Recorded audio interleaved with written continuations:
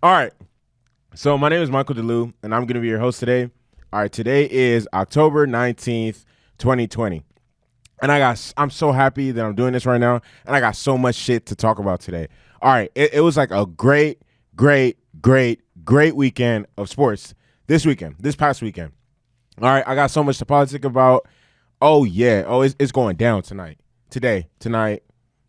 this evening, whenever you listen to this, wherever you're listening, it's going down. All right, so before I get into the politics of today's show, I would like to ask that you like this video. Just hit the like button. It only takes a couple seconds. Subscribe to my channel if you already haven't, and then leave a comment in regards to anything that I'm about to talk about for the next 35 to 45 minutes. All right, it's a lot of stuff, so any sort of comment helps. Anything helps. Again, anything helps, and let's get into it. So my name is Michael DeLu, and I'm going to be your host today for PullUpDaTape. All right, thanks for listening. Thanks for tuning in. I'm fucking with the support. I'm fucking with the growth. I really do appreciate everybody who's supporting me right now. And let's get into politics of today's show. All right. So the first thing I want to talk about is Teofimo Lopez. Yes, sir. Hell yeah. Look.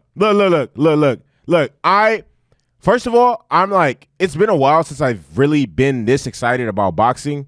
And yeah, Saturday, this past weekend was it. So the most anticipated fight of 2020 finally happened, took place on October 17th, 2020, when 23-year-old Brooklyn-born Teofimo Lopez took on Vasily Lomachenko. All right. So first of all, first things first, I want to say that was an amazing fight. I was just like, it had been a long time. Honestly, I think honest to God, like one of the last boxing fight I actually watched was when Floyd fought Manny Pacquiao. Honest to God, think that's the last time I actually watched a fight live. And I think that was like, what, 2015 or 2014? I think it was 2015, I believe. I think it was 2015. So it's been a while since I actually sat down and watched boxing, and it's honestly been a while since there was a highly anticipated fight. Like I don't think I've ever watched Deontay Wilder fight live or Anthony Joshua or anything like that. But honestly, I'm about to get back into boxing. I'm actually going to start training and trying to get into shape as well. But anyways, the first thing I want to say about this, well, I already said the first thing. It was a great fight. Second thing I want to say is the scorecard was wrong. I didn't agree with any of the judges' scorecard, but the right fighter won. Teofimo Lopez Sr. had a great. I want to give a shout out to him first before I get into Teofimo himself and his performance. I want to give a shout out to his camp, the people who had his back, the people who trained him. They did an amazing job. As I was watching the fight, one of my boxer friends, Joseph Gordon, Champ Gang, let's get it. He kept talking about how Lomachenko is going to wear him out, X, Y, and Z. In the later rounds, Lomachenko is going to show he's a true champion, and that actually just didn't happen. Lomachenko won and probably convincingly won round 7, 8, 9, and 10, but like the later rounds, like 11, 12, like especially not 12. Teofimo Lopez dogged him in the 12th round. Almost honestly knocked him out. Like he was hit him with some K-makers. All right. But anyways, Teofimo Lopez Sr. and Teofimo's trainers and his staff, like props to you guys for preparing an amazing game plan. And honestly, from what I can see, that the game plan revolved around Teofimo utilizing his jab to just control the fight. He used his length, he used his range, he used his power to control the fight, and he won more rounds of the fight. Honestly, I didn't agree. Like I said, I didn't agree with the scorecard, but I mean, I honestly do feel like Teofimo won that fight, regardless of like.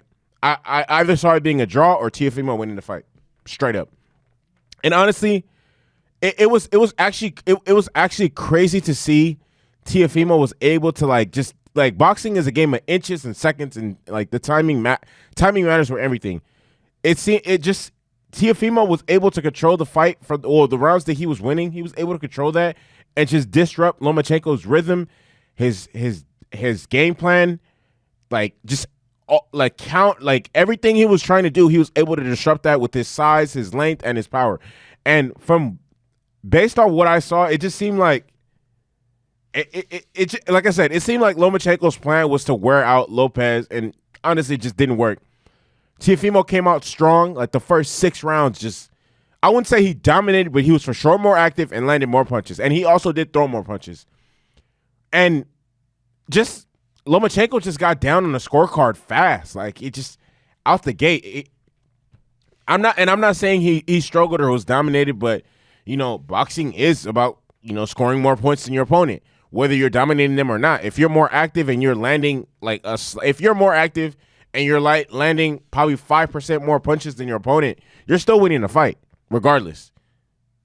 Even if you're only landing 2% more punches than your opponent, if you're landing more and you're more active, you're winning the fight. He was more active. He was more skillful. He was the better fighter for the majority of the fight. Great ring control, great distance control, range control. Peanut butter seeds came perfect time. That's how I describe Teofimo's jab on Saturday. Peanut butter seeds came perfect time, especially with we all know boxing is a game of it's just a sport of time. Timing is everything. One rightly placed punch at the right time, one rightly placed duck or whatever. That usually decides fights. And like I said, Teofimo and his jab, oh my God, peanut butter seats came perfect time. Rich, but I'm still dunking one time. Shout out to Roddy. And even I want to talk about like the first 6 rounds. It seemed like Lomachenko out the gate was just giving Teofimo so much respect and like he wasn't pressing the issue. It didn't seem like he wanted to get hit like with anything. Like he was just trying to duck, like bob and weave, get up out of there, get in and out. And all this was stemming from the fact that he respected Teofimo's power and understood Teofimo was trying to set up that right hand the entire fight. And I guess Lomachenko realized that and probably thought like, yo, I don't know how many of those I could take anyways. I don't know how many. He probably thought I don't know of those. I don't know how many of those I can take. So it's probably better to, I don't know, fight this way. I guess the way he went out, but it really didn't matter because at the end of the day, Teofimo still landed more punches in those rounds.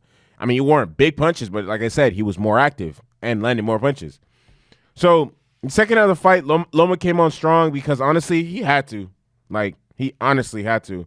I mean, he had just simply had given up too many rounds in the beginning, and I honestly want to say, like, I watched the fight with like a couple homies at the studio, and I legit was the only one cheering for Teofimo. Why? I don't know. It seemed like Teofimo was written off by most of media pundits and like boxing analysts as like it didn't even seem like from what I was watching. Like it didn't even seem like anybody thought he had a chance of winning, and I'm just like, what? That doesn't even make sense. Like, first of all, Teofimo's ran through elite dudes. Teofimo is an elite dude himself. He's young, he's hungry, he's 23 years old. Like he said himself, this is my time. What are you talking? Like I'm not surprised at all. It was a great fight, and even if Teofimo didn't win the fight, like if somehow it would have been a draw, or they would have went, not even like Teofimo proved that he's elite of the elite. He stayed in the ring for 12 rounds with an assassin that just runs through elite dudes. Like there's dudes who like their corner has thrown in the towel because Lomachenko is just dominating the fight. Lomachenko has put some of the best fighters in the world on their knees. Like just made them taking a knee or dropped them to the point where they don't want to fight anymore. And Teofimo stood in there and actually went toe to toe with this dude and held his own and won more rounds? Like, what? Teofimo is a dog. A dog. I should have bet money on him. I had him winning the fight. I was the only one cheering for this dude. So, with that being said, I want to shout out to him for doing his shit for real, like he's really a young bull doing it. He's younger than me. Like, what? Like, he's yes, sir. Like, I love seeing young niggas win. Especially young minorities. I love seeing young niggas win for sure. So big shout out to Teofimo for real, for doing your shit. Like he's the first undisputed lightweight champion in boxing history. Come on, man. Yes, sir, Teofimo. Do your shit. Oh God, hit that nigga, Teofimo. Yes, sir. All right. So the next thing I want to get into is the NFL. So week 6, I believe, was it week 5 or week 6? I think it was week 6. Week 6 not just concluded, but Sunday's matchups on week 6 just concluded. And I'm going to go through all of them, and then I'm going to highlight the 2 that I really, really, really want to talk about, which I feel like were the most important, not the most important games, what I feel like, for various reasons, I feel like were important games. So I'm going to start off with my horrible team, the Jacksonville Jaguars. So they lost another game. So I think we've lost 5 games in a row now. Yeah, 5 fucking games in a row. So the Lions beat the Jaguars 34-16. No surprise there. Matthew Stafford had a pretty pedestrian game. 19 of 31, 223 yards, 1 touchdown, and 1 interception. DeAndre Swift, the rookie from Georgia, had 116 yards on the ground. And he had 2 touchdowns. Kenny Golladay had 4 catches and 105 yards. I'm going to jump to the Jaguar side. Gardner Minshew went 25 of 44 for 243 yards, 1 touchdown, and 1 interception. Their running game was damn near non-existent. That's why I'm not even going to mention it. And Keelan Cole had 6 catches for 143 yards. So I think the Jaguars moved to 1-5. The Lions moved to 2-3, if I'm not mistaken. So the 49ers beat the Rams. They get a divisional win. They beat the Rams 24-16. Jared Goff had a pretty pedestrian game, 19 of 38, 198, 2 touchdowns, and 1 interception. A very good touchdown pass to Robert Woods in the back of the end zone to make the game 14-7. That was a great, great, great throw. Just a great throw. Darnell Henderson, 14 carries for 88 yards. Tyler Higbee was the lead receiver for the Rams, 3 catches for 56 yards. To jump to the Niners side, we had Jimmy Garoppolo throwing for 268 and 3 tubs. Raheem Mostert led the way with 17 carries and 68 yards. And George Kittle, the Iowa product monster, had 7 catches for a $109 and 1 touchdown. In the highest scoring game of the week, or so far, the Titans lost. No, I apologize. The Titans defeated the Texans in overtime 42-36. Deshaun Watson honestly played incredible. Like, he played a very, very good game. But, hey, no surprise here. They fucking lost again. Why? You could blame Bill O'Brien for that one, honestly. So, Deshaun Watson went 28 for 37, so he only had 9 incompletions for 335 and 4 of them thanks. 4 tubs. David Johnson had 19 carries for 57 yards and 1 touchdown. Will Fuller led the way in receiving with 6 catches, 123 yards, and a touchdown. Jump to the Titans. Ryan Tannehill, a great game. 30 for 41 for 364 and 4 touchdowns and 1 interception. Derrick fucking Henry. Oh, my God. Monster. 22 carries for 212 yards, 2 touchdowns, and the game-winning touchdown in overtime. Direct snap. Derrick Henry punches it in. No issue. Anthony Firkser was the leading receiver for the Titans. 8 catches, 133 yards, and 1 touchdown. All right. Next game. The Colts beat the Bengals 31-27. Joe Burrow had a very, very pretty good game, honestly, for a rookie quarterback. 25 of 39 for 313 yards and 1 rushing touchdown and 1 interception. What's his name? Joe Mixon. All right. 18 carries for 54 yards and a touchdown. T. Higgins, the rookie out of Clemson, 6 catches for 125 yards. Phillip Rivers, old ass. 29 of 44 for 371 and 3 touchdowns. Probably his best game of the season so far, and an interception. Jonathan Taylor, the rookie from Wisconsin, 12 carries for 60 yards. And Marcus Johnson, 5 catches for 108 yards. The Atlanta Falcons finally got a fucking win. Finally. They finally got a win. They're bum asses. The Falcons beat the Vikings 40-23. Matt Ryan went 30 for 40, 371 yards and 4 touchdowns. Todd Gurley had 20 carries for 47 yards. Julio Jones had 8 catches for 137 yards and 2 touchdowns.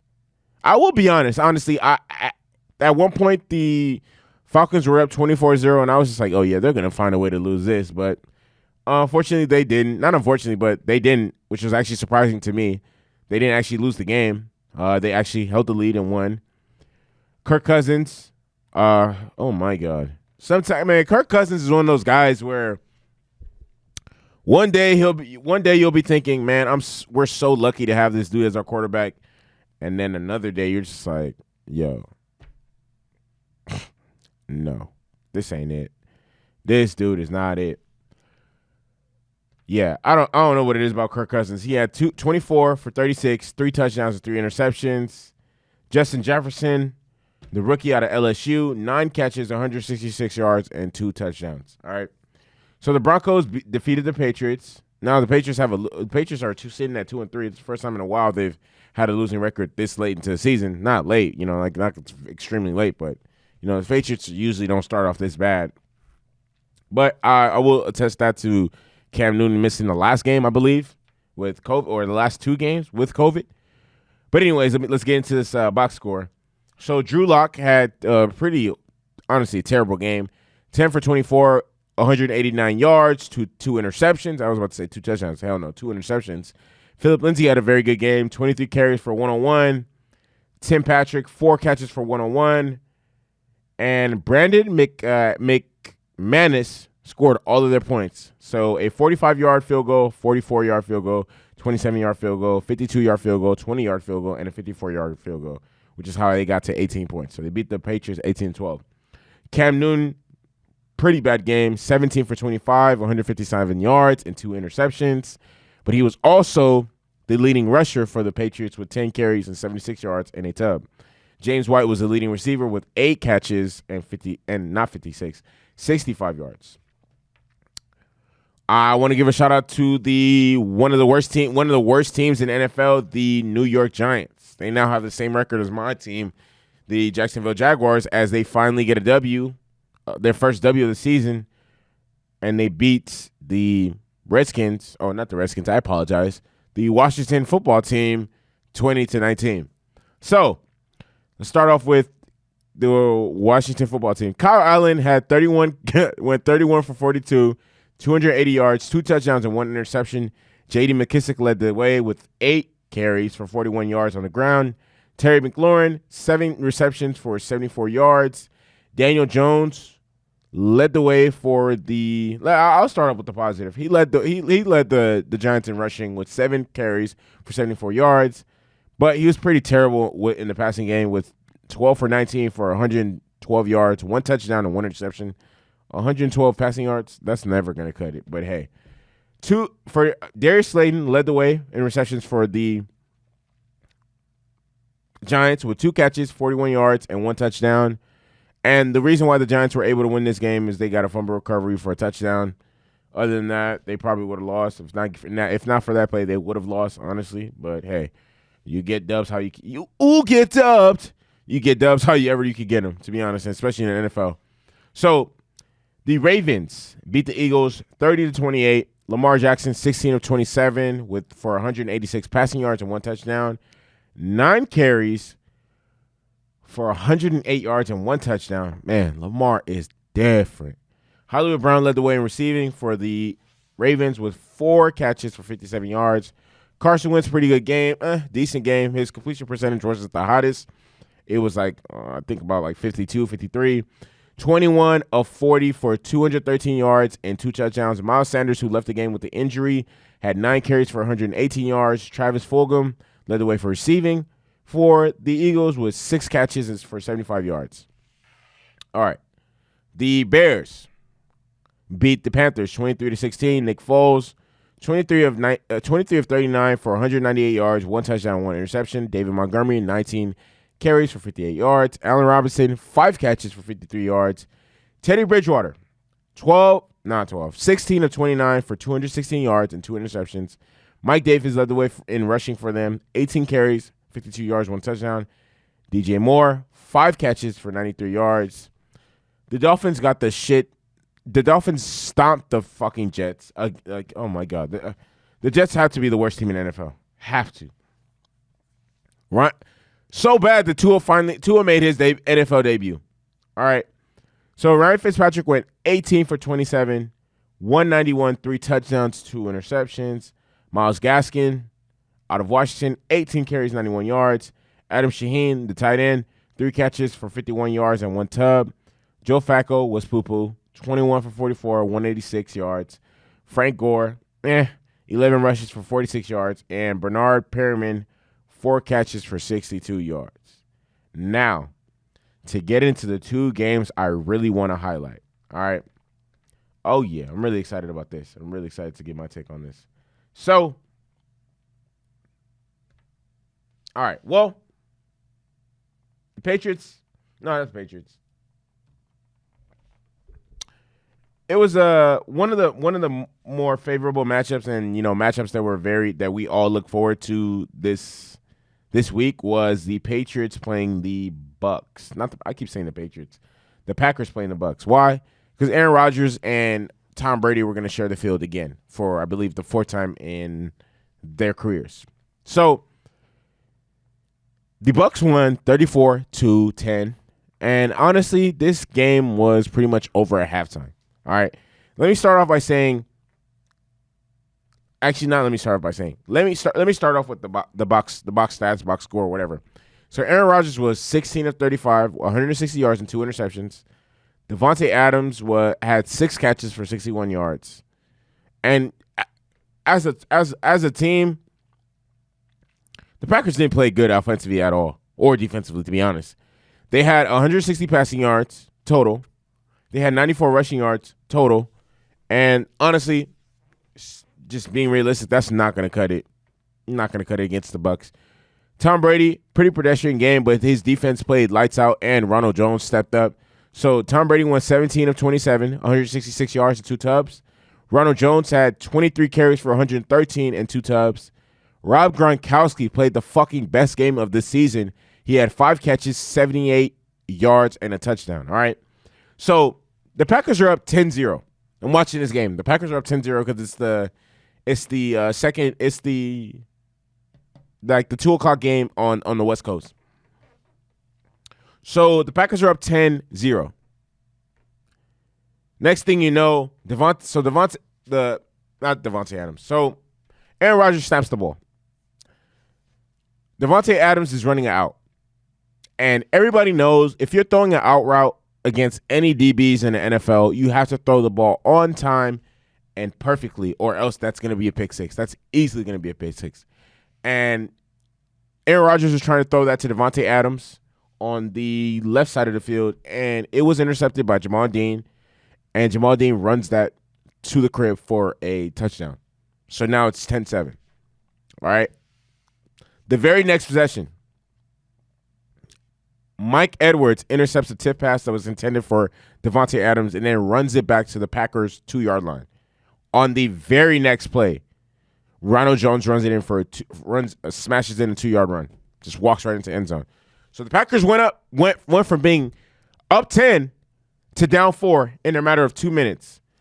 And then after that, it just got out of hand, got easty, and then the Bucks just started beating the shit out of the Packers. On the Bucks' next possession, they go up 21-10 because Tom Brady finds Ricky Tyler Johnson in the end zone. The Bucks defense plays lights out. I want to give a shout out to honestly, before I say who I want to give a shout out to, the Bucks defense for 3 quarters, they didn't allow any points for 3 whole quarters. The Packers scored a field goal and a touchdown in the first quarter and then didn't score anything for the rest of the game. The Bucks defense played lights out. The Packers mustered up 0 points for the last 3 quarters of the game. And I want to credit Levante David and Shaq Barrett because they played their asses off. Again, big ups to Gronk as he had the best game that he's had in a Buccaneers uniform. And also big ups to Ronald Jones. And again, big ups to the Bucks defense. They played lights out. Lights out. All right. So the next game I want to talk about. This game was honestly very, very bad. Hold on. Let me make sure I got the final score correct. Oof, yikes. Let me see. Let me check on it. I think it was it's 34. Oh yeah, it was 34. 34-7. All right. So peep this. Everybody's been talking about the Browns. Oh my, they can't enter this week 4-1. But I honestly, I'm not really part of the. The Browns got stomped out week 1 by the Steelers. No, not by the Steelers, by the Ravens. They beat. Who did they beat? I think they beat the Jets. They beat the Cowboys. They beat the Colts. I'm just honestly not convinced they're a very good team. They beat some bad teams. I don't really think they're for real. I don't think Baker's for real. I don't think they're for real. But this matchup was gassed up because the Steelers are undefeated, and if the Browns were able to win this game, this could be a good measuring stick to maybe they could be an elite team or a playoff dark horse, and maybe they can sneak into playoffs because I know for a fact the Ravens will win the division, and the Steelers might challenge them for that. So, or challenge them for the division title, or if not the division title, they're probably for sure going to get a wild card spot. The way things shaking up, and then who knows who could get the next wild card spot. So, Steelers are one of the franchises that epitomize excellence. They're always good every single year. So, everybody's gassing up this matchup, and it honestly didn't live up to that at all. Okay, Baker stunk up the whole fucking place. 10 of 18, 2 interceptions. 10 of 18 for like 160 yards and 2 interceptions. Oh, he threw a touchdown, a wide open touchdown. Kareem Hunt, 13 carries, 40 yards. Austin Hooper led the Browns in receiving with 5 catches for 52 yards. And my thing is, if the Browns are going to win any fucking thing, Austin Hooper cannot be your lead receiver. Odell Beckham and Jarvis Landry have to be getting off every single game. And obviously, they just simply can't do that because their quarterback is not good enough or competent enough to get them the fucking ball. Not surprised. The Browns finish up with 145 passing yards and 75 rushing yards. And honestly, just not going to cut it. Not it. All right. So Big Ben had a pretty pedestrian game as well. 14 of 22 for 162 yards. James Conner had a very big game. He had 20 carries for 101 yards and a touchdown. Chase Claypool had 4 catches, 74 yards, and a rushing touchdown. And honestly, the Steelers dragged the Browns into the back alley and robbed them. Like, mugged them, beat the shit out of them, and robbed them. The Steelers' defense had 4 sacks, 3 stops on 4th down, 2 interceptions. Like, man, this game, like, okay, Minkah Fitzpatrick gets a pick 6. He actually put the first touchdown up on the board. Baker throws another pick, which was entirely his fault. He tried to force the ball into a space that was occupied by 3 defenders. Like, there was only 1 receiver there and 3 defenders surrounding him. I'm just like, well, I don't really know what to say about that. The Steelers take that, drive the ball down the field. James Conner punches it in from 3 yards out. Before halftime, the Steelers and the Browns exchange touchdowns. So the Browns get one, exchange wide open touchdowns. The Browns get one, and then with what's his name, Rashad Higgins, and then James Washington gets one. I don't know what it was, a busted coverage or what the fuck that was. But the score was 7 to 24 at halftime. Steelers were up, and then it just kept getting worse after that. I mean, it wasn't really too much to really talk about here. The Browns are phonies. I fuck with Odell. The Browns are phonies though. I mean, it is what it is. The Steelers defense played incredible. They held Baker to 10 for 18, 119 passing yards and 2 interceptions. Like, terrible day at the office for Baker. And yeah, honestly, I don't really know what else to say, to be honest. So the last thing I want to talk about, and I'm not even going to talk about this because I don't really even talk about baseball. I don't really like baseball, but I want to shout out to my hometown team, the Los Angeles Dodgers, for handling their business. They are headed to the World Series after erasing a 3-1 deficit and beating the Atlanta Braves 4-3 to advance to the World Series for the 3rd time in 4 years. Shout out to the Dodgers. They're viral, movie, Favi, all that. All right. So last thing I want to say before I wrap this podcast up, thank you very much for the support. I really do appreciate it. I don't give a fuck how many people listen to this. I'm just going to keep grinding, keep doing all my life. I've been grinding all my life. Keep working, keep eating. 1, starting next week, I'm going to be analyzing every single game, every single NFL game. Every single matchup. So today I briefly went over each one, but expect videos for each game moving forward for the rest of the season. My Chelsea fans, I'm going to start doing the same thing as well. I'm going to start analyzing every single game, not every single game, well, every single NFL game, all the important, certain teams in Europe for soccer, and the top teams in college football as well. So look out for those. I'm going to start making YouTube videos as well, so be on the lookout. There should be a couple videos released before the end of this month. I don't really have much else to say. Thank you very much for the support. Movie, viral. Do me a favor, like this video if you already haven't.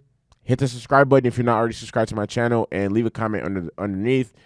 Leave a comment. I would love to talk to you guys. You know, tell me what you guys think on any of the games or any of the things that I said or discussed. It really means a lot. Thank you very much. Enjoy the rest of your day. Viral movie, shake the room.